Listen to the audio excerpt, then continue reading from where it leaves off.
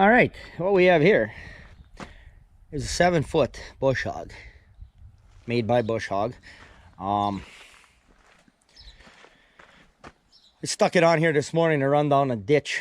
We were gonna move the cows, so we had to take a lot of tall grass off of the fence line, electric fence. So I ran around the fence on the ditch side, and we spent a lot of time with a weed eater this morning.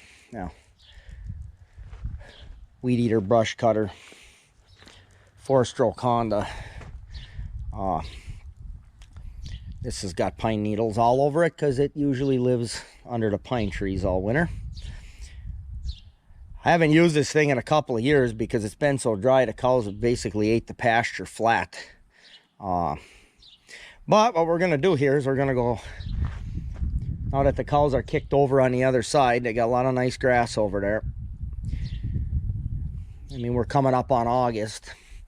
And we got lots of rain in the forecast, so I'm going to go clip some pastures, the little bush hogging.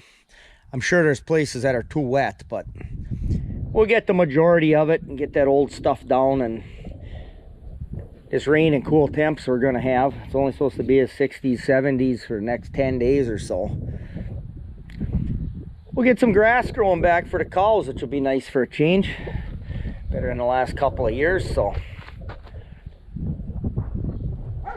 We got to check a couple of things here, and we'll go out bush hogging. Oh, this thing, by the way, it's a little rough. It came from a rather industrial setting, let us say. And it's been welded back together by its previous owner and by me. It was actually going for scrap, and I offered my friend $100 for it, and he gave it to me. So I appreciate that. It's mowed a lot of acres of pasture since that time. Does what I need it to do. Well, they chewed it down some. I don't know, it's awful wet in places here. And rough. Someday I want to get rid of that brush. I guess right now till I get a shed put up in shade, but I don't like brush.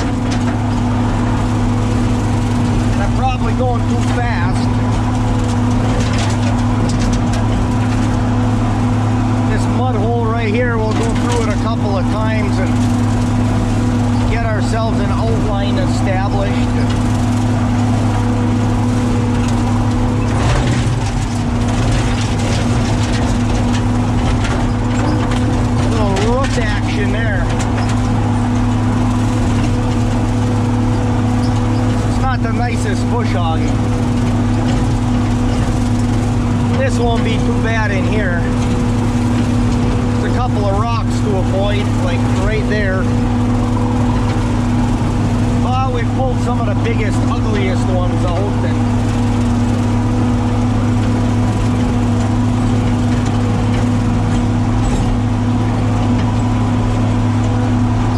I don't know, it'll do all right. Areas that are so rough, it pulls some dirt, the humps down, but it's actually getting a little flatter. Some dry year I'll get this all taken care of. Disc it up like I did over there. That over there drives me crazy. That is a crying shame. I don't want to put the cows on that.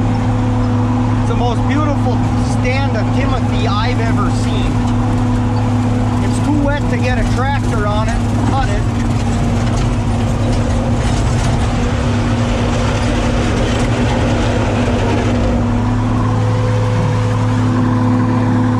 A little too much dirt there. But anyway, that's where I had the millet last year. It's just black muck. It's 2 feet of black muck there, then there's clay underneath it. I know because I was stuck in there 2 years ago. And that was so rough you couldn't do anything with it, so I fenced the cows out of it and took advantage of it last year to at least make pasture out of it. But at Timothy's headed out in there, there's many bales, and it's supposed to rain and rain and rain and rain. So I don't know, I don't even have that fence electrified. If the cows got in there, well, they'd be in there, but no big deal. I just don't want them to stomp it all up because there's basically no sod. There's nothing, it's just not heavy enough to hold me up on that wet. So I don't know. We'll see a few weeks from now. I'd still bale it. I'd like to square bale it is what I'd like to do, but we'll see. Nelson, this is where the yellow jackets like to live. The bases of this willow brush. This looks like a bad idea.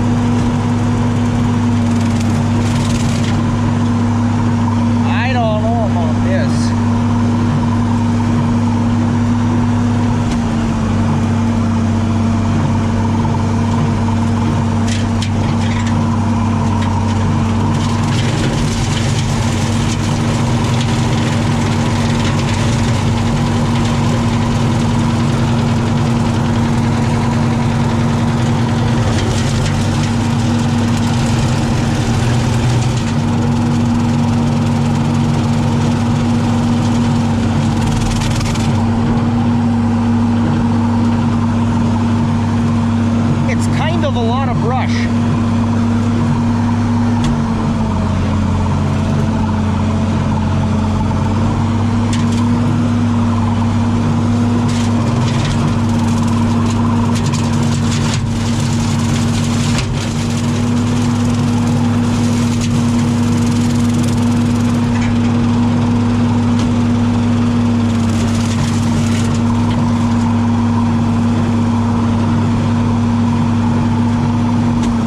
Big dry pokey things in there, you don't want to put a tire on them.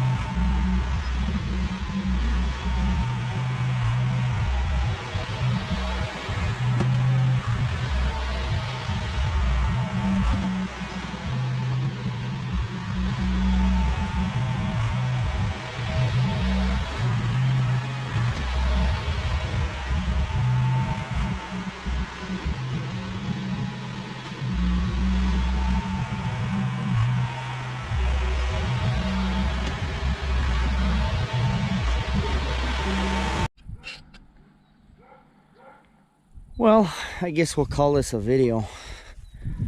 This row here is this stuff that got rained on. I don't know, it's not actually too terrible. If you had to feed it, you had to feed it. I would have been proud to have it last year, but a couple sticks in that one. I don't know, the color ain't the greatest, but it's not too bad. They all stayed, I had to sneak it in between raindrops when I baled it, but all right, well, there we go. We got some bush hogging and hay hauling.